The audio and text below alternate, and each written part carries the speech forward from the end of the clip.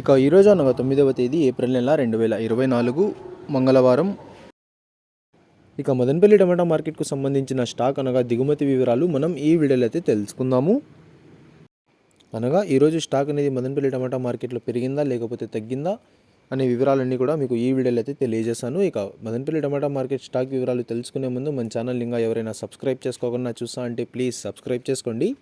ఇక మనకు మదనపల్లి టమాటా మార్కెట్లో అయితే దాదాపుగా 27 మండీల దగ్గర నుంచి 30 మండీల వరకు అయితే మదనపల్లి టమాటా మార్కెట్లో అయితే ఉన్నాయి.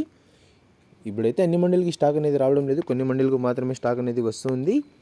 ఇక ఈరోజు దిగుమతి విషయానికి వస్తే మన దిగుమతి అయితే మార్కెట్లో తగ్గిందనే చెప్పాలి. 1-2 మండీలకి నిన్న వచ్చినట్లుగానే వచ్చినా మిగతా అన్ని మండీలకు కూడా ఈరోజు స్టాక్ అనేది తక్కువగానే వచ్చింది.